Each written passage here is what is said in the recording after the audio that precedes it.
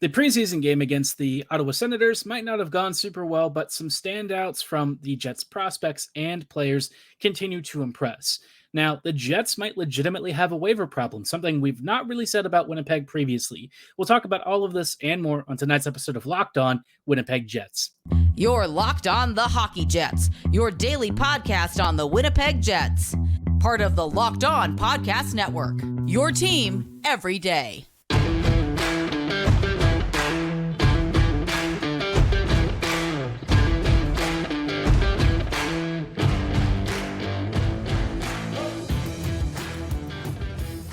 Hello, friends, and welcome to tonight's episode of Locked On Winnipeg Jets, part of the Locked On Podcast Network, your team every day.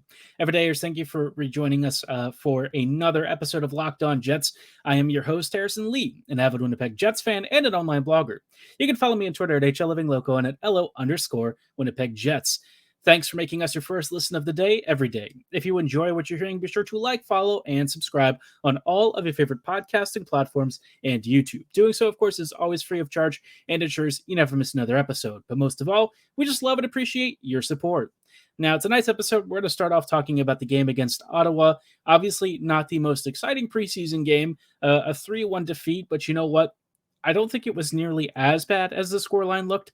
I will say that there were like two halves of this game. There was like the first half where the Jets, quite frankly, weren't super competitive. And then the second half where Winnipeg really started to warm up to the task and quite frankly put the Sens under some pressure. And you might say to yourself, well, why is that impressive? What is really cool about pressuring the Sens, right? Ottawa has traditionally not been that strong of a team over the past few years. And even when they were threatening to try for a playoff spot, it's not like this team has particularly intimidated Winnipeg. You know, there are better squads out there, teams that, you know, quite frankly, have put the Jets under a lot more pressure. But the thing with this particular Sens lineup in this game was that they had way more NHLers and experience and top-level players versus what the Jets trotted out, which was akin to something like we saw with the Oilers the other night, trotting out their Bakersfield team. The Jets basically put out a bunch of AHLers, prospects, and maybe just a handful of NHL players, and you kind of knew what was going to happen in this game, but you were hoping that maybe, despite what was probably going to be a loss, you'd still see some standout performances. That's where I think we saw some very interesting results from this game. I think, for one thing, Parker Ford kind of looked more like what we expected from him, which is like a solid, bottom six player, but somebody who maybe fell to earth a little bit. I think I saw somebody describe it in those terms on Twitter. You know, a bit of a regression, right? You sort of thought, well, Ford had a really strong first couple of games. At some point, he would start to struggle. You'd have to think, right? You can't keep up this level of performance, most likely. Some guys can really hit it out of the park and remain consistent throughout camp, but I think part of me suspected the Ford performance might actually start to tail off here as we get deeper into the preseason and the Jets lineup starts to thin out before they start bringing in more of the starters. In net, Laurent Brossoit, I thought was fine. I thought he made a couple of really nice stops. He did let in one goal early on that I think he probably won't love, but I mean, it is what it is. A bit of a near post squeaker from the goal line. I think that'll probably irritate him, but otherwise he was pretty solid. Otherwise, this game kind of had a couple of big problems that make evaluating it difficult.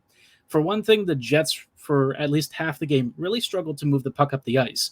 Given the forward grouping the Jets had, it's not really surprising. This was a forward grouping of lots of minor league players, prospects, and youngsters who, quite frankly, just weren't ready to try and match up against guys like Tarasenko, Giroux, etc. And, the defenders, I think they had their hands full trying to get the puck out of the zone because they knew that, quite honestly, the forwards weren't really going to be giving them a lot of support. So they had their hands tied, their hands full, and it was a bit of a messy game. And Ottawa definitely was the stronger of the two teams. But again, like I said, looking at the lineups, that's kind of what you'd expect. It's not that different from the Jets rolling Scheifele and company out against the Bakersfield Condors a couple nights ago. So what goes around comes around. If you're an Oilers fan somehow listening to this, congratulations. You got to have, I guess, a modicum of revenge vicariously. Otherwise, though, you know what? This game wasn't terrible. I think the third period really saw a strong turnaround from the Jets. They were really pressuring and actually got close a couple of times to at least tying the game and maybe even forcing an overtime. But thanks to Mandolese and Net at the other end, unfortunately, the Jets just came up short. Like I said, though, not really too bothered about it. I think there were some solid things that we saw overall. You know, the Jets down low created some good chaos. Some of the prospects had some okay games. I'll say Lambert and some of the other guys were definitely having a tough one in this game. I still think Brad probably needs another year in the minors before he's ready for a big club call-up.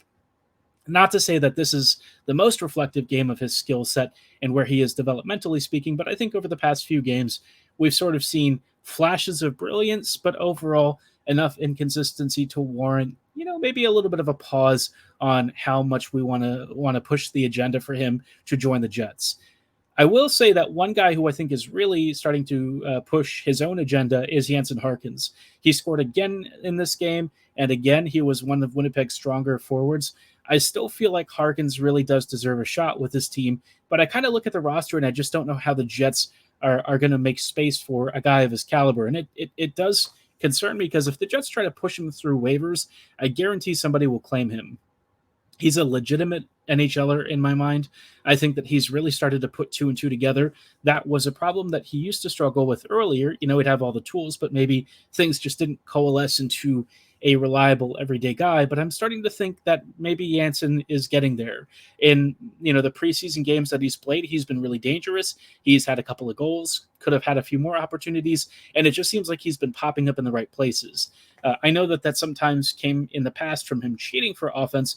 This time he's just working hard, getting into the right areas and doing stuff that, you know, the coaching staff is asking of him. So I really feel like Harkins, if it was a meritocracy, deserves a spot. I think Gustafsson's kind of in a similar boat of being another guy who arguably deserves a spot. Both players, quite honestly, could come in for at least one of the current projected starters for the Jets this year. And I know, you know, I don't want to like single out Appleton here, but he is kind of for me, the first name that comes to mind when I think of a player who honestly should maybe spend some time, you know, as like the 13th forward. I feel like I haven't really seen enough from him to validate the idea that he should be in the starting lineup every game. But maybe you've seen something different. I know that he's a PKer. I know Bones loves that. And so maybe you feel differently. Let me know in the comments below what you think of Appleton versus guys like Harkins and Gustafsson. Drop your thoughts in the comments below, and maybe I'll talk about them and some of the other young players for this team in a future episode. But coming up in just a little bit, I want to talk about Villi Heinola in this camp because I feel like of all the players in preseason, he has genuinely stood out the most, and I think that is a great sign for the Jets. Before we go any further, though, I do want to shout out our friends and partners at DoorDash. If you've heard of DoorDash, you probably associate the idea of like restaurant and takeout delivery right to your doorstep, and that's true. That's what DoorDash does. They're famous for it. They've been a standby during COVID for a lot of us. But you know what? DoorDash isn't just about carryout and hot food. They also want to help you when you're missing syrup for your favorite pancakes, or maybe you've run out of coffee creamer or OJ, you know, those ever important bottles that your family probably isn't restocking the fridge with. DoorDash is here to help because now they deliver groceries. They can do stuff from, you know, all sorts of local businesses. They deliver, you know, your favorite grocery orders. You know, if you need to restock your fridge or maybe the cupboards with all sorts of condiments, they can get whatever you need right to your door when you want it. And of course, if you want to save even more money and get more value, be sure to subscribe for a Dash Pass membership, which gives you $0 on your delivery fees. So get 50% off your first DoorDash order up to $20 when you use promo code LOCKED at checkout. This is a limited time offer. Terms do apply. Again, that is 50% off up to $20 with no min subtotal and zero delivery fees on your first order. All you have to do is download the DoorDash app in the App Store and use promo code LOCKED at checkout. Again, that's promo code LOCKED at checkout for 50% off your first order with DoorDash.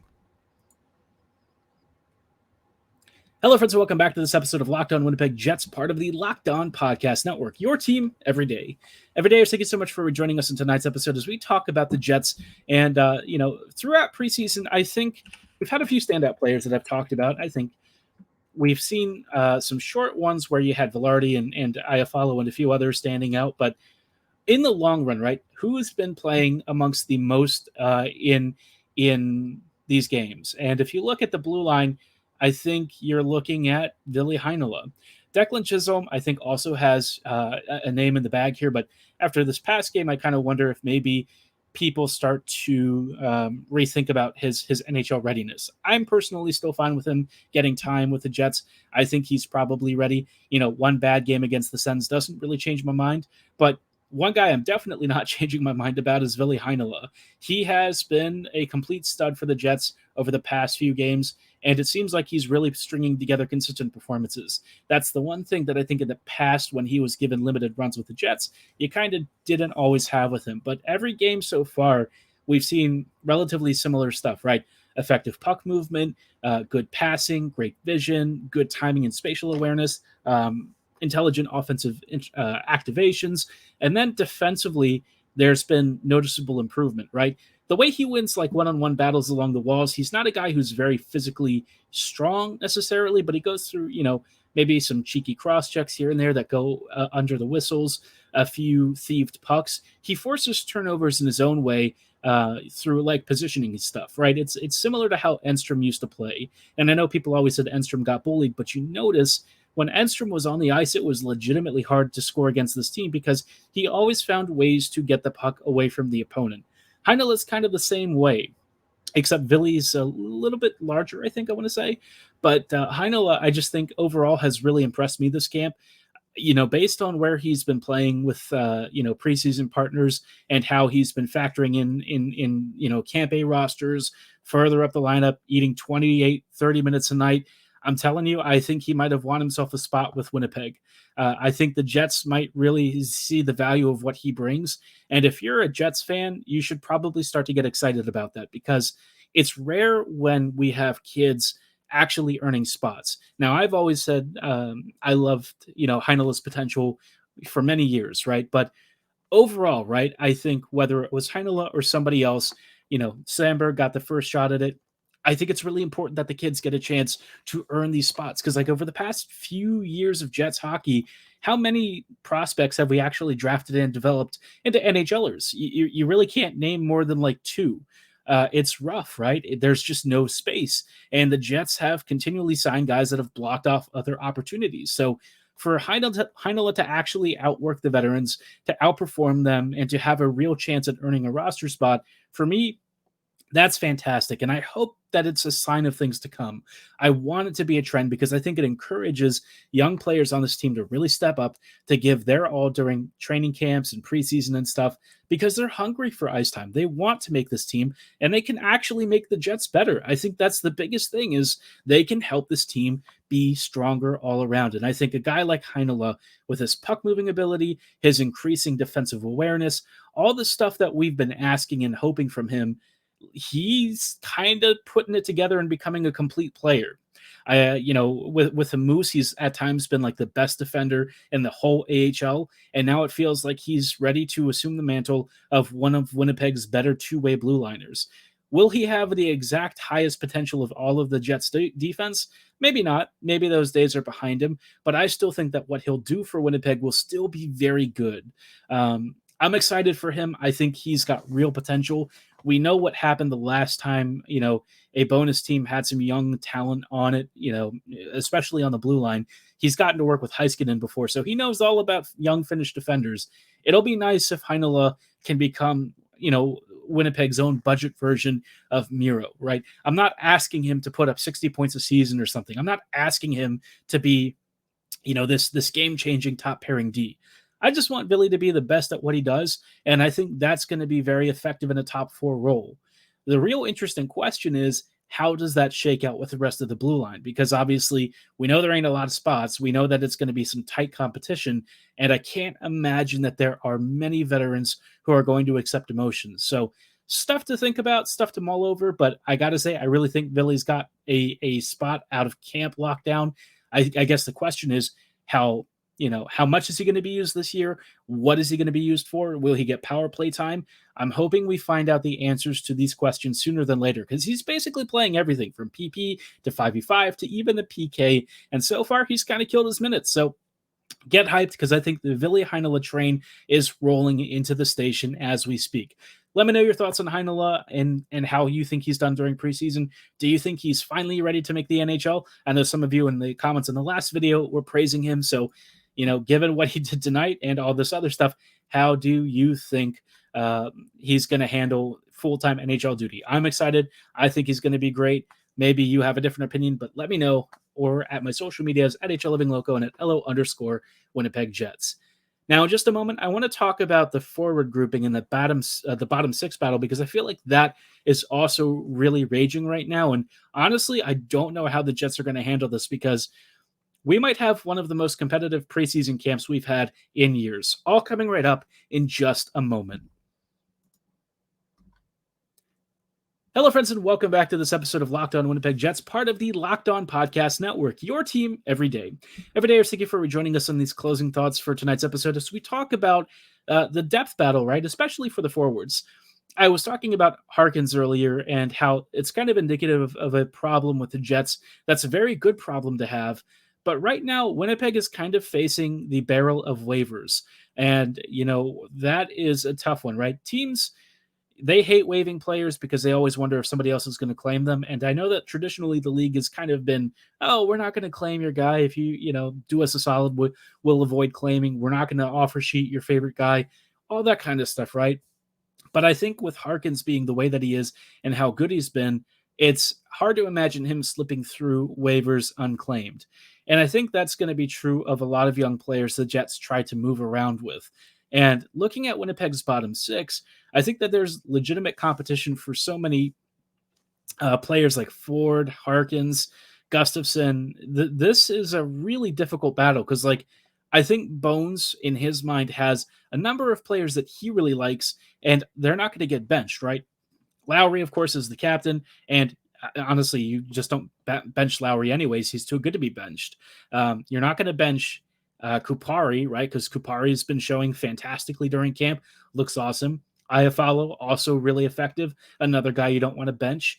And then you look at Morgan Barron, who's been fantastic. You're not going to bench him. How could you? He's been so good during preseason. He was so good for the second half of last season. You're seeing him put it all together, right? So how many roster spots do you actually think are open in the bottom six for forwards? There may be, at best, one opportunity for somebody like Harkins to beat out Appleton, but Appleton, I think, is viewed as a PKer by the coaching staff. And so because of that, I wonder if that kind of protects him and shields him when all these other guys are quite honestly doing really well. And Nemesnikov, I think, has shown well enough to also not be benched. So Winnipeg this year has a legitimate, I guess, waiver crisis. They're risking not only forwards, but also defenders. And that makes for a very interesting camp battle. I really want to see what the lines are starting to take shape for as we get closer to the regular season.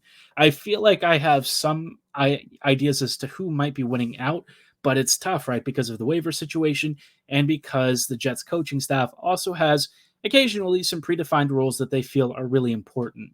If I'm really keeping an eye on one particular forward that's not named Jansen Harkins, it's probably David Gustafsson. I think he's shown very well during camp. I think he's been one of our most consistent performers up front, and he's a very versatile player where he can either play as a center or as a wing. He PKs. He's got a strong two-way transition game. His offense, I think, is very underappreciated and underrated. I know people will look at his scoring record last year and say, how's that possible? He only had a few points in 40-odd games. But you also have to remember how he was used and what he was asked to do. This year, I think he's got legitimate chances to play with actual NHL offensive skill. And I think all of the stuff that he does, where his positioning is great, his passing and vision are great, and his spatial awareness are strong, I think all of that's going to make him a much more prolific offensive threat this year than he's been in seasons past. Provided he's given the chance to stretch his wings. We know what he can do at the AHL level. He's been one of Manitoba's top scorers over the past few years. Now it's time for him to get a chance to show off what he can do at the NHL level. That would only benefit Winnipeg. I think it'd be good for us to also see if maybe at some point he's worth looking up as a maybe a future top 6 center, especially with the rumor now that Mark Scheifele is less likely to sign than Connor Hellebuck. You might need to start thinking about your options down the middle sooner rather than later. There are some obvious internal candidates who might already have Gustafsson beat out, but you know what? It doesn't hurt to find out what you've got in store, because if you don't check now, you're never going to know. And you don't want to miss out on a potentially great middle 6 to, very fringe top 6 center if in fact he is capable of this, and you just don't ever find out what he's got in store. So let's hope that Gustafsson continues to have a strong camp. This has been a really fun preseason to watch. A lot of battles for spots, a lot of players that I think are really on the verge of making this team. But, with just a few more preseason games left, it's going to make the decision process for the coaching staff absolutely brutal.